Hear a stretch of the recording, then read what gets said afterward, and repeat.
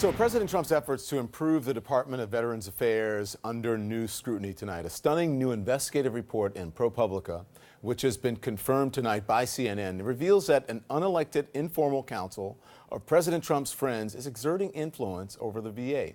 They're identified as Ike Perlmutter, the chairman of Marvel Entertainment, Florida Dr. Bruce Moskowitz, and attorney Mark Sherman. None of them has served in the U.S. military or the government, but they are all members of the president's Mar-a-Lago club. And I want to bring in now ProPublica reporter Isaac Arnsdorf, who broke this story. Isaac, it's so good to have you on. This is fascinating and a great piece of reporting. Thank you. Your reporting reveals that the three wealthy men used Trump's club, Mar-a-Lago, as their home base. And they've come to be known to VA officials as the Mar-a-Lago crowd. And here's what you write. You said the Mar-a-Lago crowd spoke with VA officials daily, the documents show, reviewing all manner of policy and personnel decisions. They prodded the VA to start new programs, and officials travel to Mar-a-Lago at taxpayer expense to hear their views. Everyone has to go down and kiss the ring, a former administration official said. Stunning. Walk us through that.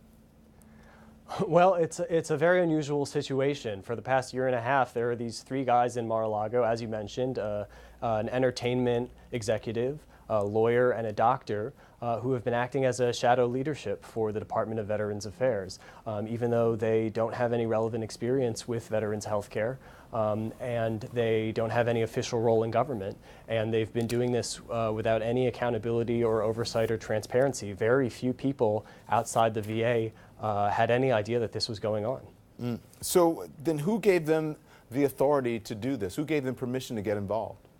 The president. So if you think back to the transition, there was a period where Trump was asking a whole bunch of his rich friends to get involved. Remember, there was a time where Carl Icahn was going to do deregulation and Rudy Giuliani was going to do cybersecurity. And so one of these people was Ike Perlmutter, who's been a friend of Trump's for a long time. And Perlmutter said, well, I'll help you fix the VA. And so then Perlmutter got Sherman and Moskowitz involved, but unlike these other guys who I mentioned, who sort of faded away, and those roles kind of disappeared, this one has not only continued but has actually deepened to the point that they managed to stack the leadership of the agency with people who were loyal to them, because anyone who didn't get along with them got pushed out or passed over. So Isaac, just to be clear here, what expertise do any of these men have in either veterans issues or the running of the VA? Well, that is the exact question that VA officials have been asking themselves for the past years. What business do these guys have telling us what to do with veterans policy?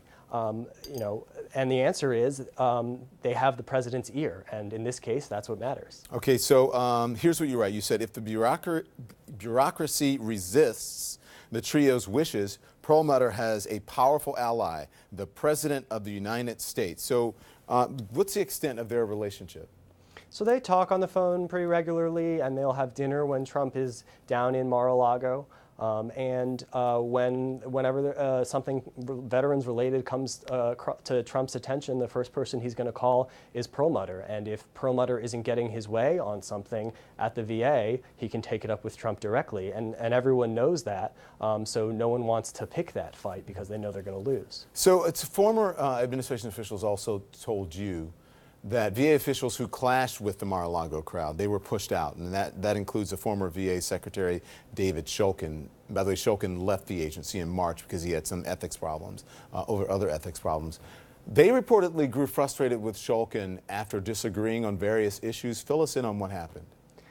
So over time, at the beginning, they had sort of an uneasy relationship with Shulkin. They met him actually when he was nominated, before he was even confirmed. And from the beginning, they said, we don't have to meet every month, but we're going to talk very regularly. And Shulkin, you could tell from reading these emails that I obtained, you could tell that Shulkin didn't really love the idea of these guys telling him how to do his job when he thought that he knew how to do it better. And over time, they grew frustrated with him as well because they thought that he should be listening to them, and he wasn't. And so what ended up happening was there were other political appointees at the VA who had a political disagreement with Shulkin, and so they sort of teamed up with the Mar-a-Lago crowd, and that ended up contributing to Shulkin's downfall. I want to get your response, Isaac, to their statement, and the three of them released a statement to ProPublica, and it's through a crisis communications consultant, and they say in part, "At all times we offered our help and advice on a voluntary basis, seeking nothing at all in return," adding this,